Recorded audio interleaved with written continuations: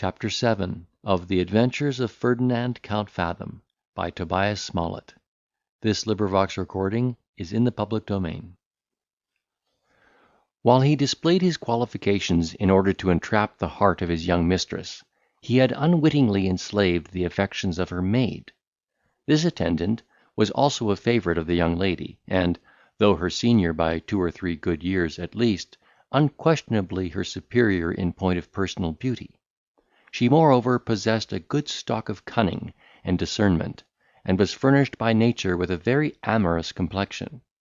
These circumstances being premised, the reader will not be surprised to find her smitten by those uncommon qualifications which we have celebrated in young Fathom. She had in good sooth long sighed in secret under the powerful influence of his charms, and practised upon him all those little arts by which a woman strives to attract the admiration and ensnare the heart of a man she loves. But all his faculties were employed upon the plan which he had already projected. That was the goal of his whole attention, to which all his measures tended, and whether or not he perceived the impression he had made upon Teresa, he never gave her the least reason to believe he was conscious of her victory, until he found himself baffled in his design upon the heart of her mistress.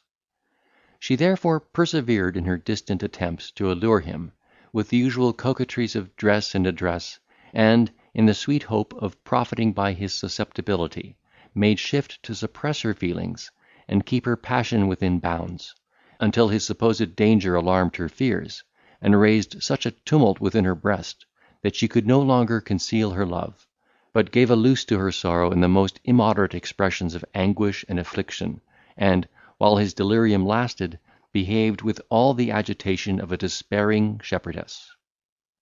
Ferdinand was, or pretended to be, the last person in the family who understood the situation of her thoughts. When he perceived her passion, he entered into deliberation with himself, and tasked his reflection and foresight,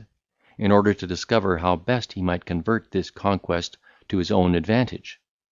Here then, that we may neglect no opportunity of doing justice to our hero, it will be proper to observe, that, howsoever unapt his understanding might be to receive and retain the usual culture of the schools, he was naturally a genius self-taught in point of sagacity and invention. He dived into the characters of mankind with a penetration peculiar to himself, and, had he been admitted as a pupil in any political academy, he would have certainly become one of the ablest statesmen in Europe. Having revolved all the probable consequences of such a connection, he determined to prosecute an amour with the lady whose affection he had subdued, because he hoped to interest her as an auxiliary in his grand scheme upon Mademoiselle, which he did not as yet think proper to lay aside; for he was not more ambitious in the plan than indefatigable in the prosecution of it. He knew it would be impossible to execute his aims upon the Count's daughter under the eye of Teresa, whose natural discernment would be whetted with jealousy, and who would watch his conduct and thwart his progress with all the vigilance and spite of a slighted maiden. On the other hand, he did not doubt of being able to bring her over to his interest by the influence he had already gained, or might afterwards acquire over her passions; in which case she would effectually espouse his cause, and employ her good offices with her mistress in his behalf. Besides, he was induced by another motive, which, though secondary, did not fail in this case to have an effect upon his determination. He looked upon Teresa with the eyes of appetite, which he longed to gratify; for he was not at all dead to the instigations of the flesh, though he had philosophy enough to resist them, when he thought they interfered with his interest. Here the case was quite different. His desire happened to be upon the side of his advantage,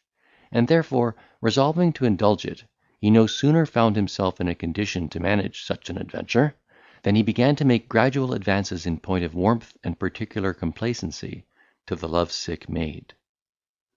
He first of all thanked her in the most grateful terms for the concern she had manifested at his distemper,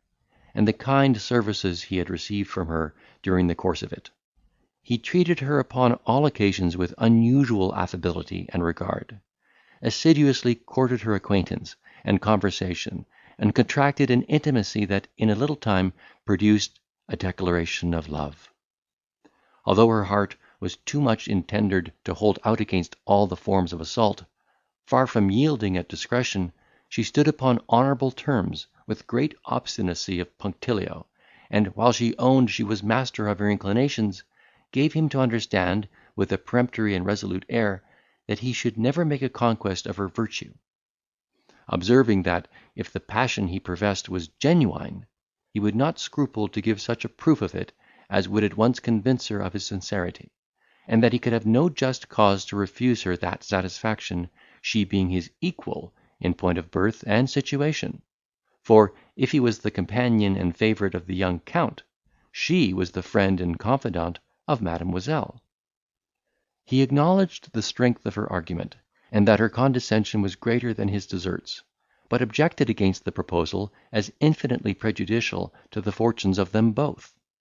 He represented the state of dependence in which they mutually stood,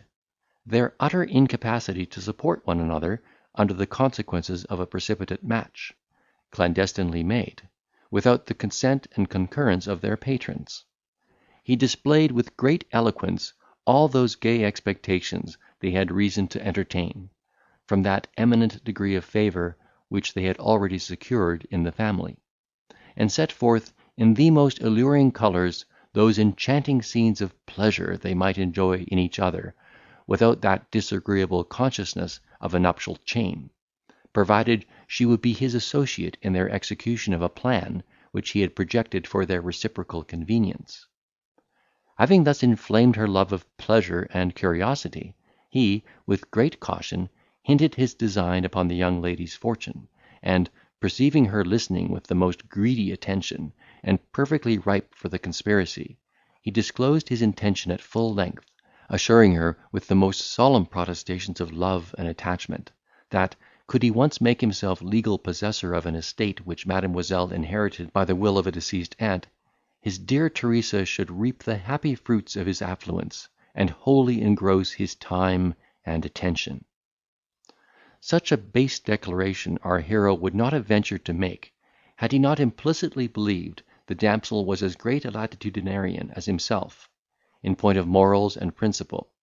and been well assured that, though he should be mistaken in her way of thinking, so far as to be threatened with the detection of his purpose, he would always have it in his power to refute her accusation as mere calumny by the character he had hitherto maintained, and the circumspection of his future conduct. He seldom or never erred in his observations on the human heart. Teresa, instead of disapproving, relished the plan in general, with demonstrations of singular satisfaction. She at once conceived all the advantageous consequences of such a scheme, and perceived in it only one flaw, which, however, she did not think incurable. This defect was no other than a sufficient bond of union by which they might be effectually tied down to their mutual interest. She foresaw that, in case Ferdinand should obtain possession of the prize, he might, with great ease, deny their contract, and disavow her claim of participation. She therefore demanded security, and proposed, as a preliminary of the agreement, that he should privately take her to wife, with a view to dispel all her apprehensions of his inconstancy or deceit, as such a previous engagement would be a check upon his behaviour, and keep him strictly to the letter of their contract.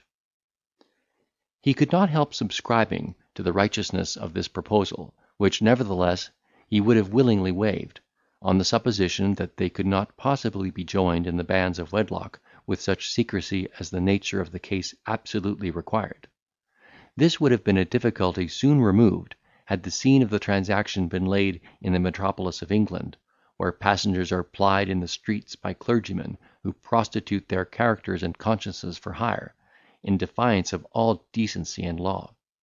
But in the kingdom of Hungary, ecclesiastics are more scrupulous in the exercise of their function, and the objection was, or supposed to be, altogether insurmountable;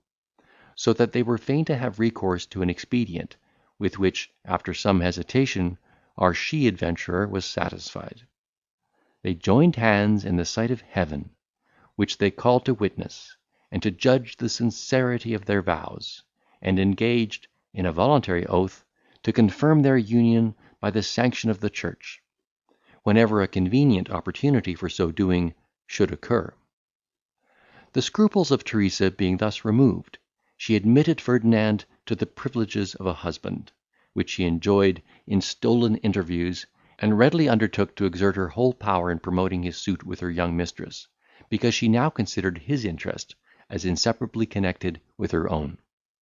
Surely nothing could be more absurd or preposterous than the articles of this covenant, which she insisted upon with such inflexibility.